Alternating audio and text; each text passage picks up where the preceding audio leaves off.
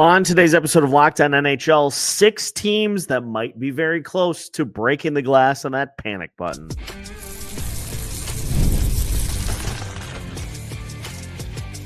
You're Locked On NHL, your daily podcast on the National Hockey League. Part of the Locked On Podcast Network, your team every day. Well, hello and welcome into another episode of Locked On NHL, your daily podcast on the National Hockey League. We are your first listen each and every day, and we are your team each and every day as well. Make sure to follow us on your favorite podcast platforms and subscribe on YouTube so you don't miss out on any new episodes throughout the week. Today's episode of Locked On NHL is brought to you by FanDuel. Download the FanDuel app now by visiting FanDuel.com, and you can win $300 in bonus bets if your first $5 bet wins. On today's episode of Locked On NHL, we have 6 teams that are off to slow starts. We're going to dive in, check under the hood, and see which teams are in actual danger of rough seasons this year. My name is Seth Toupal, host of Locked On Wild, joined by JD Young of Locked On Sharks. And no, the Sharks are not one of them because the San Jose Sharks are a fun, exciting young team that is learning how to win and learning how to torment the Minnesota Wild to no extent. So that's for another show. But we are going to start in the Central. Yes. And before we talk about my team, why don't we lead off by talking about another team in the Central Division that was expected to have a building season this year, building off of what they did last year, which was being one of the hottest teams in the NHL in the second half, willing themselves into a wild card position. And now this year, the music coming out of St. Louis is flat. It's like the TikToks where it's like the way off key version of the song. That is the St. Louis Blues to start this season. Yes, the Blues, who you and I on this very podcast multiple times asked, is this Blues team actually really good, or did they just play a bunch of really bad teams at the end of the last season? And granted, they took the Winnipeg Jets all the way to Game 7 and were 2 seconds away from going on to the second round, but have been off to a horrible start to this year. They are, as we're recording, 3-5-1 with 7 points. That is 30th in the NHL. They have trouble scoring. They give up a lot of goals. They have a minus 12 goal differential. That is 30th also in the league when it comes to goal differential. Only my San Jose Sharks and the Calgary Flames are worse. This team, right, we knew the defense was a little bit older. I know they've tried to inject some youth into it, but it doesn't seem to be kind of sticking right now. Like, this is a team that has not gotten off to expectations this year, and a lot of people thought this could, be a potential wild card team. They can't stop a nosebleed. They can't score. This Blues team, maybe this is the regression to the mean that we saw from last season where they won a bunch of games against a bunch of bad teams. And this year they've not been able to do so. Yeah, it just, it is weird to see this team that just was lighting the world on fire at the end of last season. They just cannot, they cannot get out of their own way. And you look at what happened in that game against Pittsburgh. They gave up 2 goals in the first 2 minutes of that game, 2 goals within 30 seconds. That's a mark of a bad team. When you give up back-to-back goals, as someone who's watched a lot of bad hockey over the last couple of years, that is a mark of a bad team, is letting things snowball like that and giving up 2 goals right away. Yes, bad team right there. And you're just, you're not getting any level of production really from the back ends. And when you don't get any production from your blue line, that puts a ton of pressure on the rest of the team to try to pick up the slack. And, outside of Jake Neighbors, who has 6 goals so far this season, Robert Thomas, 1 goal so far. Yikes. Pavel Buchnevich has 2 goals so far. Jimmy Snuggerud getting a little closer to where you would hope these players would be. He's got 3 goals so far, but Braden Shen's got 1. Dylan Holloway, big prized acquisition via the offer sheet a couple of seasons ago. He's got 1 goal so far. They just have a ton of guys that just have not hit the level of production you expect. Kyrou has 3 goals this year. Like, that's a guy who needs to be scoring for this team to be successful. Yeah. Before we get to your Wild, on a scale of 1 to 10, 1, no worries. It's just a phase. 10, this is heading straight to the Titanic to the iceberg. Where are you putting the Blues on the panic scale right now? I mean, I don't doubt that they will have a stretch in which they will kind of figure it out, but I just think their blue line is not good enough to be a playoff team this year. So I'm going to say 8. I think we saw the effect that Jim Montgomery can have on a team, to kind of rally the troops. And as somebody who saw this happen a couple of seasons ago when Dean Evison was let go, you do see that coach bump because a lot of the players are like, well, shoot, if I don't pick up my performance, maybe I'm going to be next. But that's not a sustainable thing. That's not a sustainable model for success, is just hoping that your players are kind of scared into picking up the slack. And I think that's what we're seeing with St. Louis this year is, it worked to kind of get them back on track, but there's just a lot of work that roster needs. Yeah, I'm at a 6. I was never high on the Blues this year. And again, I thought they, like I've mentioned, I thought they beat up on a lot of bad teams. So it feels like they kind of fell back. But this team is worse than I thought they would be. Right. This team is known for being like a competitive night in, night out type of team. And they just have not been that so far to start this season. So a team that I had high hopes for this season. And I assume you had some at least decent hopes for the Minnesota Wild, who have been off to a horrible start as well. I'll go take a break if you want to talk about the Wild, and just let me know when you're done. Well, as you saw in the post game show the other night, I think I have diagnosed the issue quite easily with this team. It's a team that is old. They're tired. This is mostly the same group that we've seen over the last 3 seasons with relatively no change. And honestly, I think it's a group that has kind of gotten comfortable. They've kind of gotten comfortable and complacent because what's really at stake? The biggest thing that was at stake for this team over the last few years was losing Kirill Kaprizov, and that got done. Yep. Like, what are the repercussions for poor performance? Who's losing their job for not playing well? It's the young kid. It's the young prospects. The prospects are the ones that are bearing the brunt of the failure so far. And I mean, that's coaching 101 right there. Yeah. For every coach. Yes. It's like, it's the children's fault. Like, I just don't get the sense. And I've tried to dig into this a little bit. Like, who is really going to lose anything if this season doesn't go well? Like, is Craig Leopold going to fire Bill Guerin? I don't get the sense that that's going to happen. Is Bill Guerin going to fire John Hines? I mean, maybe, but until I see some sort of actual ramifications for this, I can't really believe that anything's coming.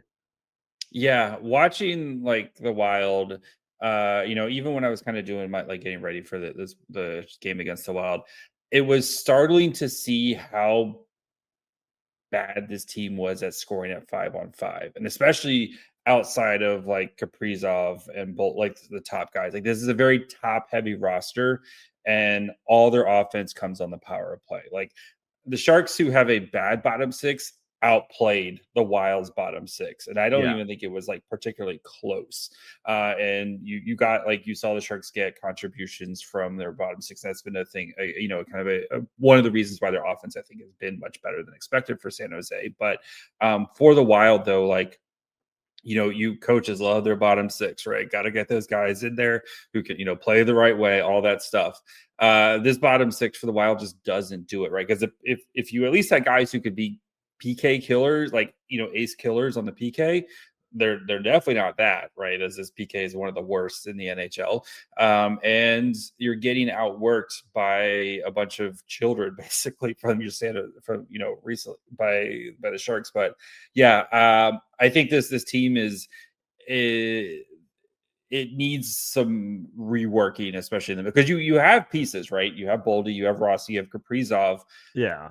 You like the goaltending, you like the blue line. Like, there's a lot. It's just, I feel like the forward group needs like a whole new restructuring for this Wild team, and I just don't know if that's something that they're going to be able to accomplish on the fly here, especially given their contracts and stuff like that. But I mean, I think out of all the teams we're going to talk about, this is the team I'm most worried about, because I thought this team had the talent to be a potential, dark horse Stanley Cup, like get to the second round of the playoffs type of team, especially with Kaprizov, because we saw it last year. We saw this team play very well last year, and now it's funny a year later. So yeah, this team is like a 9 for me on the panic scale.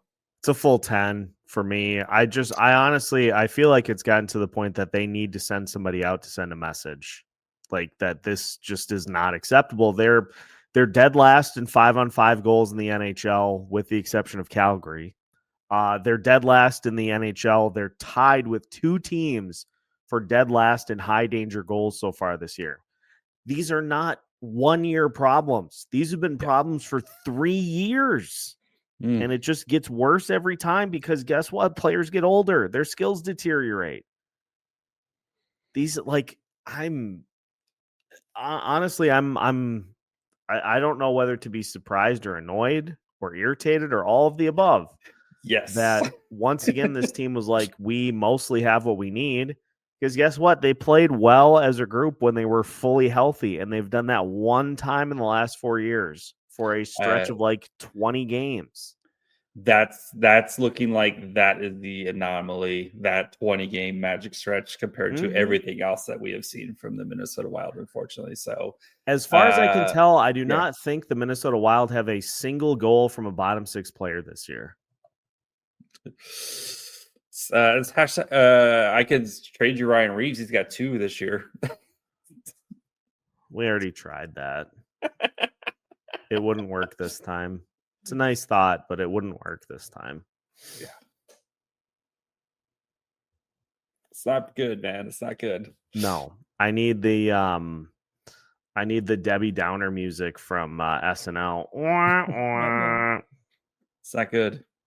Yeah, not great. But hey, it could be worse. There is a team that is below the Minnesota Wild in all of these statistical categories in the entire National Hockey League. They're below the San Jose Sharks in these categories as well. Yeah, we'll talk about the ice cold Calgary Flames. Flame off. That's coming up as we continue today's Locked On NHL right after this. Today's episode of Locked On NHL is brought to you by Monarch. Let's be honest. Most of us can't even name all of our financial accounts, let alone what they're worth. Between 401ks, savings, and investments, it's easy to lose track, and that can mean leaving money on the table. That's why I started using Monarch, an all-in-one personal finance tool that brings your entire financial life together in one clean, easy-to-use interface on your laptop or on your phone.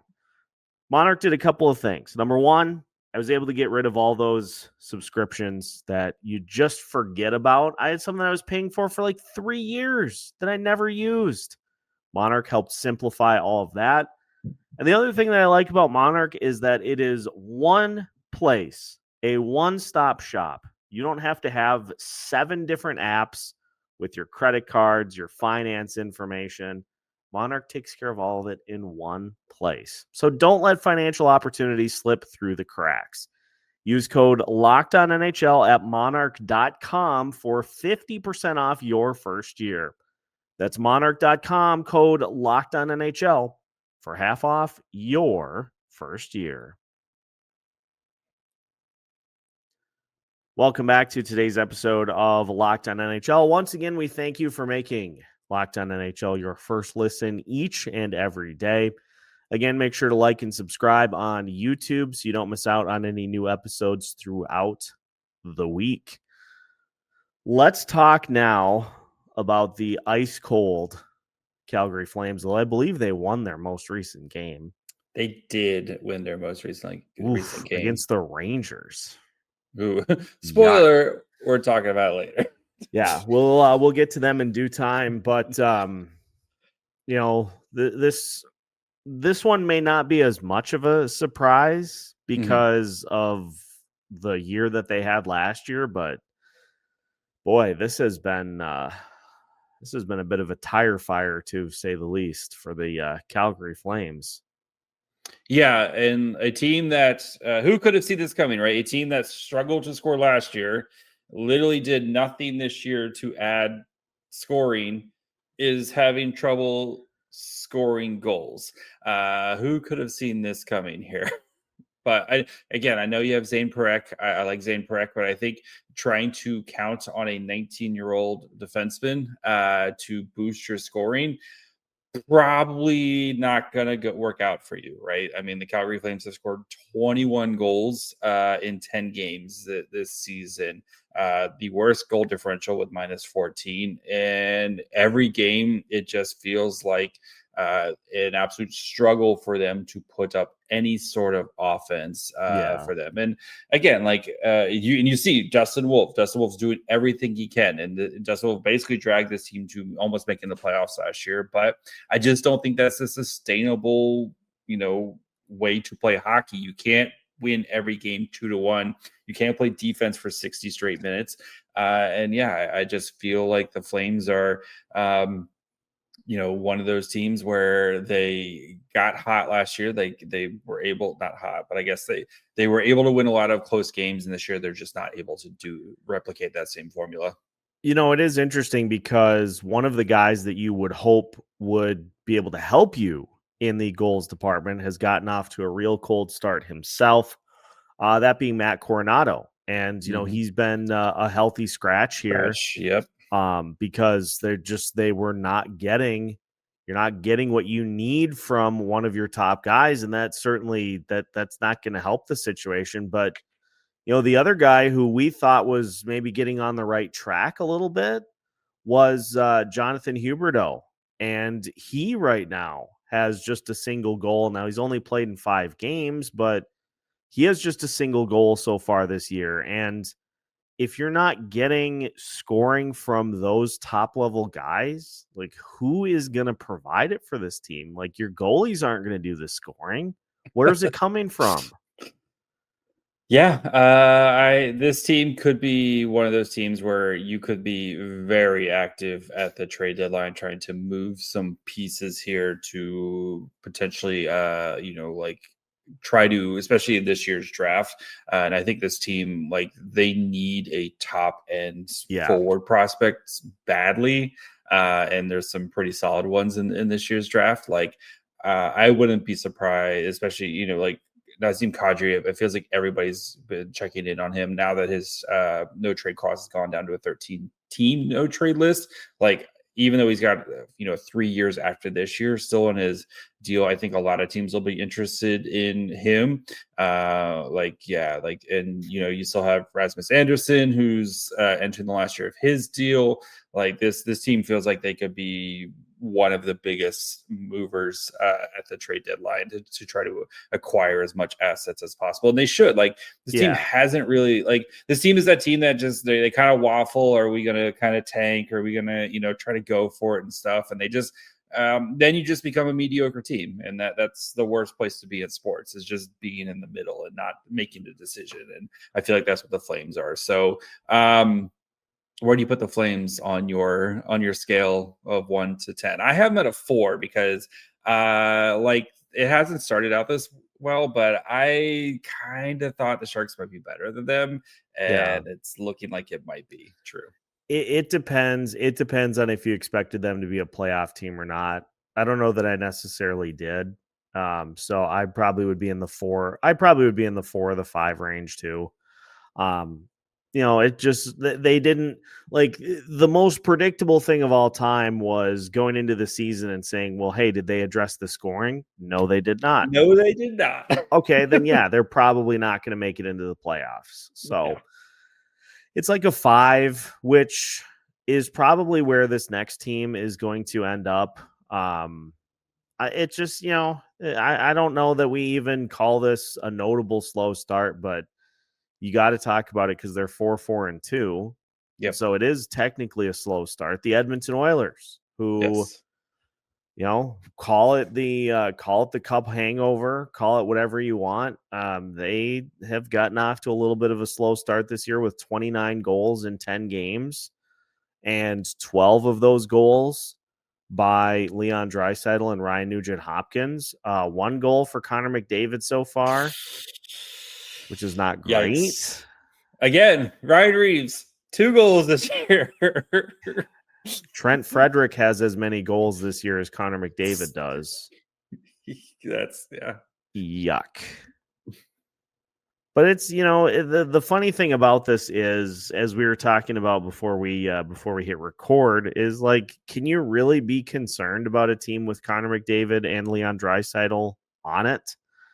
I'm not concerned, but I'm starting to kind of dig through the drawers for the panic button, because this is what this team does every year. So like, I'm probably like a 2 or a 3 with the concern ratio here, but like they make a habit of this. We see this every year, right? And then usually kind of around Thanksgiving or so, they kick things into gear. And especially for teams that have gone on long playoff runs, you can understand maybe it takes a little bit longer to kind of get things going here. So I'm not concerned.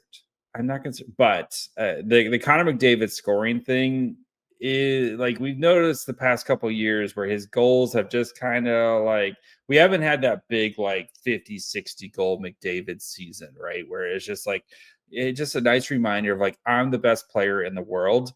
And it would have been nice to this year to kind of like have that nice kind of little reminder of like, it's me, I'm the guy, right? I'm the guy who everything runs through. And it's getting off to a 1 goal start, 10 games in this season. A little tough there, a little tough. Last year, the Oilers were 4-5-1 through the first 10. Yes. So 2 years ago, 2-7-1. Yes. And then I think they lost to the Sharks, and then like that was like kind of their like moment. That was the end of the Jay Woodcroft era, if I do recall. It was there. I think it was like the next game or something like that. But like there was a lot of Woodcroft is going to get fired here. 2-9-1 they started. There you go. Yep. And Icky. Woodcroft. So. Yucky. Mm-hmm. And then they won from December. They didn't lose a game from December 21st to January 27th. So yes, this team is capable of doing great things. So again, I'm digging through the drawer. That's this all. This is the where are my keys? Yes. Where did I put my keys level of concern? The junk drawer everybody has. Midwesterners, unfortunately, you have 4 of them. But it is what it is. So, but digging through it, pawing through it right now, looking for the button. We better have multiple junk drawers. We don't have multiple goal scorers in the bottom 6.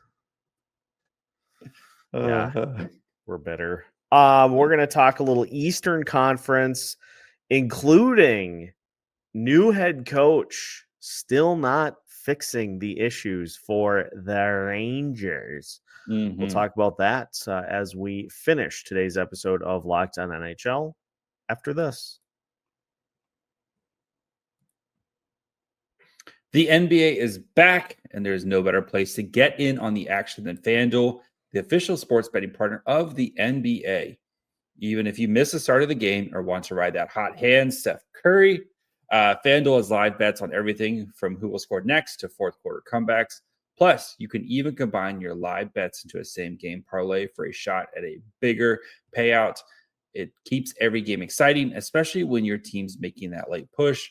Right now, FanDuel is giving new customers $300 in bonus bets when your first $5 bet wins. So head to FanDuel.com to sign up and play your game with FanDuel, the official sports betting partner of the NBA. Final segment of today's edition of Locked On NHL. Once again, we thank you for making Locked On NHL your first listen each and every day. Again, make sure to like and subscribe so you don't miss out on any new episodes throughout the week. And make sure to check out Locked On NHL Game Night as well for full recaps of all the games going on throughout the National Hockey League. Just a couple games on the schedule, but some crazy happenings for the Sens, who dispatched the Boston Bruins, and the Pittsburgh Penguins took care of the St. Louis Blues.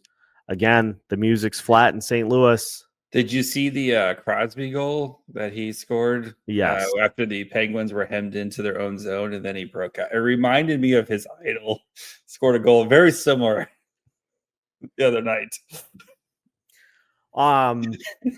It was a nice goal for Crosby, but it highlights another issue for a couple of just regular contenders throughout the course of the NHL. Tampa Bay Lightning are in a bit of a rut here. 3-4-2 to start the season, and you're just. I think the biggest thing that I can boil it down to is you're seeing pedestrian starts for guys that you just can't afford to be pedestrian. Yeah. Nikita Kucherov with 8 points through the first 7 games of the season. He's starting to kind of get things going here, and you notice they won their last 2. So maybe they're the team that's maybe starting to figure things out. But yeah, it's been a horrible start for the Lightning. And I mean, like Brayden Point, he's got 2 goals in 9 games. They just, I was kind of wondering what the depth scoring was going to look like this year. You bring back Yanni Gordon, you sign him to that 5-year extension at 33 years old. I mean, he does have 2 goals through the first 2 games of the season, but again, similar story is you're not getting a ton of production from the bottom part of the lineup. You're not getting a ton of production at all. 24 goals in 9 games is not a ton. And Andrei Vasilevskiy just, he continues to be just a step off from where he's been in previous seasons. And when you're not scoring goals and you're giving up maybe one more goal than you have been accustomed to, yep, that's a good recipe for losses. Yeah, you wonder with Vasilevskiy, right, where he missed a good chunk of the preseason, and it was, kind of worrisome if he's going to get back, if he's still 100% healthy, or if he's still trying to get back from whatever kind of knocked him out for that. So, but I mean, also you look at the power play for this team, which you would expect to be one of the best power plays in the NHL, and it has not been one of the best power plays in the NHL. And I think for a team like with all this talent, especially like such a top heavy team like the Lightning, right, where you have like it's Kucherov, it's Point, like it's these guys here who have to kind of carry the load, and you haven't really been able to take advantage of the man advantage here. You wonder, like, you assume this will probably fix itself at some point here, but yeah, I think the problem too is like just the division that they play in, right? It's such a tough division where like getting behind now, I know they're only 2 points back from the Panthers in the wild card right now, but like it feel like you still have to jump 5 or 6 teams just to kind of get back into the wild card. And I know we're talking wild card in October here, but still, like, the Lightning need to kind of turn this thing around here quicker than later quicker than later here. Well, and it's not as though, we've got a pretty tried and true benchmark for teams by Thanksgiving. If you're in a playoff spot by Thanksgiving, you generally stay there. Yep. If you are not in a playoff spot by Thanksgiving, it's real hard to get into one. I think it's within 4 points, right? Is usually kind of the benchmark, 4 points of a playoff spot. And yeah, hopefully though, like for the Lightning, right, they're came out this weekend. You got a big win over the Avs. I think it was the Avs, right? Or no, they got a big win this weekend.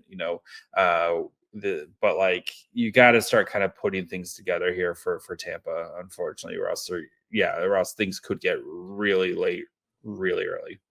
Speaking of the New York Rangers, dead last in the Metropolitan Division, tied with Columbus. Columbus has played 2 fewer games. The Rangers have played tied with Pittsburgh for the most games in the Metropolitan Division so far, and they're 3-5-2 to show for it in those 10 games. They've had trouble scoring goals. They've had trouble winning at home. They're 0-4-1 at home. Yeah.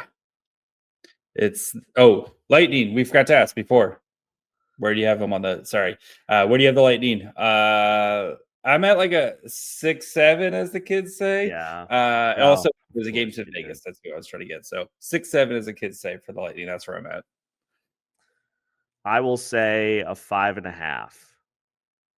If Kucherov gets it going, they'll be fine. He can pull them out of it. And I think Vasilevskiy will start to kind of string games. Anyway, sorry. Back to the Rangers. This team, a team that like they thought last year, like, hey, last year was the bounce, right? We're going to bounce back this year. We did a lot of stuff, right? We got rid of Trouba. We got rid of some of the other kind of older guys. We brought in JT Miller, made him the captain, right? Like this year, we're going to return to form, be the team that we expect to be. And it has been an awful start for the Rangers. Like you said, they cannot win at home. They had trouble scoring at home, and basically until they played the Sharks, who cannot play defense. And this team just looks like, new coach, same problems. Yeah, it's been a brutal start for the Rangers, to say the least. And this team I'm really worried about because they don't have any, like, they're kind of boxed into who they are, right? Like with the roster that they have, you can maybe trade Panarin. You could trade Panarin, but like as great, Panarin would be a great asset, but there's also some of the off the ice issues with Panarin that a team would have to potentially deal with. He's in the last year of his deal, and you have to make a decision on him. But like this is an older roster. Alexei Lafreniere, who was supposed to inject some life.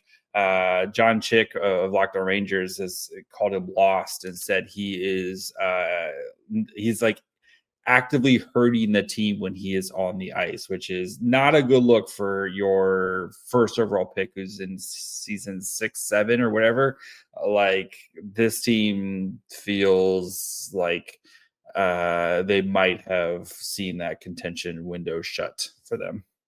Yeah, I don't know. It kind of feels a little bit like the same thing with the Wild, where it just feels like they need a bit of a shakeup. Like but they tried. That's the thing. They traded Trouba. Yeah. They traded all these guys. They brought in Miller to be the captain, and it's the same results, if not worse. Mm-hmm.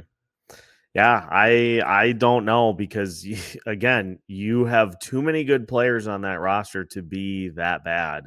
Yeah, and it just feels like losses hunt them. Like the losses just find ways to come to them, like a door-to-door salesman, and you're like, please just leave me alone. And they're like, no, we're just gonna keep hunting. Yeah, and like the prospect pool's pretty dried up. Some of their young players haven't really been able to make an impact. A guy like Gabe Perreault is a highly touted first-round pick. Yeah, man, this team is like I'm 8, I think, on the panic, because I don't see how this thing fixes itself, right? And like unless they just start playing better, like I just don't see how this thing fixes itself. Yeah, 9 for me. This is just like it's inexplicably bad, and if you're already starting to have stuff that Mike Sullivan says fall on deaf ears 10 games into the season, like good luck pulling your way out of that. Maybe Mike Sullivan, like he leaves the Penguins are one of the best stories of the season. I look Interesting. forward to interim Minnesota Wild head coach Mike Sullivan and interim New York Rangers head coach Pete DeBoer within the next month. Oh, Pete. What is Torts up to? Maybe Torts can go to the Rangers. Torts does a great job on ESPN. I like when he does the breakdown. They need to give Torts a little like iPad where he can kind of break down the film. I like what Torts is on ESPN there. So Torts was also the kiss of death for the Minnesota Wild this year. He picked Kirill Kaprizov to win the Hart Trophy and the Minnesota Wild to win the President's Trophy. It's all Torts' fault, man. Nothing you can do there. Yeah.